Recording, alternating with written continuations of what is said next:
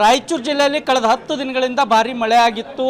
ಜೊತೆಗೆ ನೆರೆ ಕೂಡ ಬಂದು ರೈತರು ಸಂಕಷ್ಟಕ್ಕೊಳಗಾಗಿದ್ದರು. ಹೀಗಾಗಿ ರಾಯಚೂರು ಉಸ್ತುವಾರಿ ಸಚಿವರು ಇವತ್ತು ಬೆಳಗ್ಗೆಯಿಂದ ರಾಯಚೂರು ಜಿಲ್ಲೆ ವಿವಿಧ ಕಡೆಗಳಲ್ಲಿ ಈಗ ಭೇಟಿಯನ್ನು ಕೊಟ್ಟು ಬೆಳೆಯನ್ನು ಪರಿಶೀಲನೆ ಮಾಡಿ ಜೊತೆಗೆ ಪರಿಹಾರವನ್ನು ವಿಷಯಕ್ಕೆ ಸಂಬಂಧಪಟ್ಟಂತೆ ಅಧಿಕಾರಿಗಳ ಸಭೆ ಕೂಡ ಮಾಡಿದ್ದಾರೆ. ನನ್ನ ಜೊತೆ ಮಾತಾಡಲಿಕ್ಕೆ ರಾಯಚೂರು ಜಿಲ್ಲಾ ಉಸ್ತುವಾರಿ ಸಚಿವರಾದಂಥ ಡಾಕ್ಟರ್ ಶರಣಪ್ರಕಾಶ್ ಪಾಟೀಲ್ ಇದ್ದಾರೆ, ಜೊತೆಗೆ ಶಾಸಕರಿದ್ದಾರೆ. ನಾನು ಸಚಿವರನ್ನ ಮಾತಾಡಿಸ್ತೀನಿ. ಸರ್, ಈಗ ಏನೇನು ಸಮಸ್ಯೆ ಆಗಿದೆ ಜಿಲ್ಲೆಯಲ್ಲಿ? ನೋಡಿ, ಜಿಲ್ಲೆಯಲ್ಲಿ ವಿಶೇಷವಾಗಿ ಇಡೀ ನಮ್ಮ ಕಲ್ಯಾಣ ಕರ್ನಾಟಕ ಭಾಗದಲ್ಲಿ ಅತಿವೃಷ್ಟಿಯಿಂದ ಭಾಳಷ್ಟು ರೈತರಿಗೆ ಹಾನಿಯಾಗಿದೆ.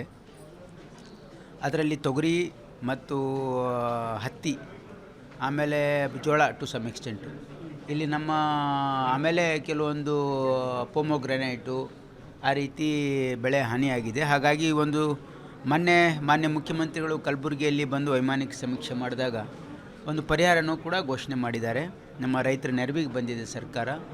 ಇವತ್ತು NDRF ನಾಮ್ಸ್ ಪ್ರಕಾರ 8,500 ರೂಪಾಯಿ ಪ್ರತಿ ಹೆಕ್ಟೇರ್ ಒಣಭೂಮಿಗಿದ್ದರೆ ನಮ್ಮ ಸರ್ಕಾರ 8,500 ರೂಪಾಯಿ ನಾವು ಸರ್ಕಾರದಿಂದ ಕೊಡ್ತಾಯಿದ್ವಿ, ರಾಜ್ಯ ಸರ್ಕಾರದಿಂದ ಕೊಟ್ಟು 17,000 ರೂಪಾಯಿ ಪ್ರತಿ ಹೆಕ್ಟೇರ್ ಒಣಭೂಮಿಗೆ, 25,000 ರೂಪಾಯಿ ಪ್ರತಿ ಹೆಕ್ಟೇರ್ ನೀರಾವರಿಗೆ, 30,000 ರೂಪಾಯಿ ಪ್ರತಿ ಹೆಕ್ಟೇರ್ ಇದು ಪೆರಿನಿಯಲ್ ಕ್ರಾಪ್ಸಿಗೆ. ಇದು ಸರ್ಕಾರ ಈಗಾಗಲೇ ಘೋಷಣೆ ಮಾಡಿದೆ. ಅದಕ್ಕೆ ಅಧಿಕಾರಿಗಳಿಗೆ ನಾನು ಸೂಚನೆಯನ್ನು ಕೊಟ್ಟಿದ್ದೀನಿ. ನೀವು ಎಲ್ಲ ಹೊಲಗಳಿಗೆ ಹೋಗಬೇಕು, ಜಂಟಿ ಸಮೀಕ್ಷೆ ಮಾಡಿ ವರದಿ ಕೊಡಬೇಕು.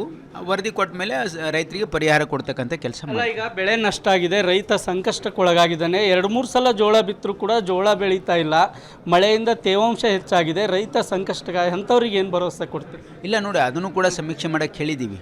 ಎಲ್ಲಾದರೂ ಜೋಳ ಹಾನಿ ಆಗಿದ್ದರೆ ಅದಕ್ಕೂ ಕೂಡ ಸಮೀಕ್ಷೆಯಲ್ಲಿ ಎಕ್ಸಾಮಿನ್ ಮಾಡೋಕ್ಕೆ ಹೇಳಿ. ಎಷ್ಟು ಬೆಳೆ ಹಾನಿಯಾಗಿದೆ ಅನ್ನುವಂಥದ್ದು ಮಾಹಿತಿ ಏನಾದರೂ ತಿಳಿದು ಬಂತು ಸರ್? ಸಭೆ ನಡೆಸಿದ್ರಲ್ಲ ಅಧಿಕಾರಿಗಳದ್ದು.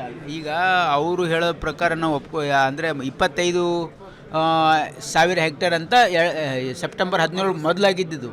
ಆದರೆ ಇತ್ತೀಚಿನ 10 ದಿನದಲ್ಲಿ ಆಗಿರ್ತಕ್ಕಂಥ ಮಳೆಗೆ ನಾವು ಅಂದಾಜು ಮಾಡೋಕ್ಕಾಗಲ್ಲ. ಯಾಕಂದರೆ ನೀವು ಫೀಲ್ಡಿಗೆ ಹೋಗಿ ಜಾಯಿಂಟ್ ಸರ್ವೆ ಯಾಕೆ ಹೇಳಿದ್ದೀವಿ ಅಂದರೆ ಅವರು ಏನು ಹೇಳ್ಬೋದು, ಬಟ್ ಫೀಲ್ಡಿಗೆ ಹೋಗಿ ಜಂಟಿ ಸರ್ವೆ ಮಾಡಿದ ಮೇಲೆ ಗೊತ್ತಾಗೋದು. ಹಾಗಾಗಿ ತರಾತುರಿಯಲ್ಲಿ ಮಾಡಬೇಡಿ ಅಂತ ಹೇಳಿದ್ದೀನಿ.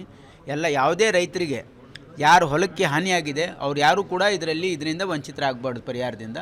ಹಾಗಾಗಿ ಅವರು ಕರೆಕ್ಟಾಗಿ ಸೈಂಟಿಫಿಕ್ ಆಗಿ ಎಲ್ಲ ಹೊಲಗಳಿಗೆ ಭೇಟಿ ಕೊಟ್ಟು ನೀವು ಜಂಟಿ ಸರ್ವೆ ರಿಪೋರ್ಟ್ ಸಬ್ಮಿಟ್ ಮಾಡಿದ ಮೇಲೆ ಅವ್ರಿಗೆ ಪರಿಹಾರ ಕೊಡ್ತೀವಿ. ಇನ್ನೊಂದು ಕಡೆ ಸರ್, ಪ್ರತಿ ಬಾರಿ ಕೃಷ್ಣಾ ನದಿ ನೀರಿಂದ ಬೆಳೆ ಹಾನಿ ಆಗ್ತಾ ಇತ್ತು, ಭತ್ತ ಅದು.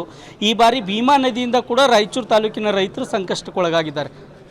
ಹೌದು, ಈ ಸಾರಿ ಏನಾಗಿದೆ, ಸ್ವಲ್ಪ ಅತಿವೃಷ್ಟಿಯಿಂದ ಮತ್ತು ನಮ್ಮ ಮಹಾರಾಷ್ಟ್ರದಿಂದನೂ ಕೂಡ ಜಾಸ್ತಿ ಸಡನ್ನಾಗಿ ನೀರು ಬಿಟ್ಟು, ಅಲ್ಲಿ ಸೀನಾ ನದಿಗೆ ಯೂಶ್ವಲಿ ನೀರು ಪ್ರವಾಹ ಬರಲ್ಲ.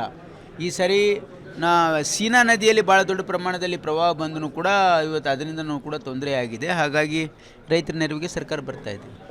ಇದಿಷ್ಟು ರಾಯಚೂರು ಉಸ್ತುವಾರಿ ಸಚಿವರಾದಂಥ ಡಾಕ್ಟರ್ ಶರಣಪ್ರಕಾಶ್ ಪಾಟೀಲ್ ಅವರು ಹೇಳುವಂಥ ಮಾತಾಗಿದೆ. ಈಗಾಗಲೇ ನಾವು ಎಲ್ಲೆಲ್ಲಿ ಬೆಳೆ ಹಾನಿಯಾಗಿದೆ ಅಂಥ ಪ್ರದೇಶಗಳಿಗೆ ಭೇಟಿ ಕೊಟ್ಟಿದ್ದೇವೆ, ಜೊತೆಗೆ ಅಧಿಕಾರಿಗಳ ಸಭೆ ಮಾಡಿದ್ದೇವೆ. ಅಧಿಕಾರಿಗಳು ಈಗಾಗಲೇ ಸಮೀಕ್ಷೆ ನಡೆಸ್ತಾ ಇದ್ದಾರೆ. ಆ ವರದಿ ಬಂದ ಬಳಿಕ ಸರ್ಕಾರ ರೈತರ ಜೊತೆಗೆ ಇರುತ್ತೆ, ಪರಿಹಾರ ನೀಡಲಿಕ್ಕೆ ಎಲ್ಲ ರೀತಿಯ ವ್ಯವಸ್ಥೆಯನ್ನು ಮಾಡಿದ್ದೇವೆ ಅನ್ನುವಂಥ ಮಾತುಗಳನ್ನು ಹೇಳ್ತಿದ್ದಾರೆ. ರಾಯಚೂರಿಂದ ಕ್ಯಾಮ್ರಾಮನ್ ಶ್ರೀನಿವಾಸ್ ಜೊತೆ ಜಗನ್ನಾಥ್ ಪೂಜಾರ್, ಏಷ್ಯಾನೆಟ್ ಸುವರ್ಣ ನ್ಯೂಸ್.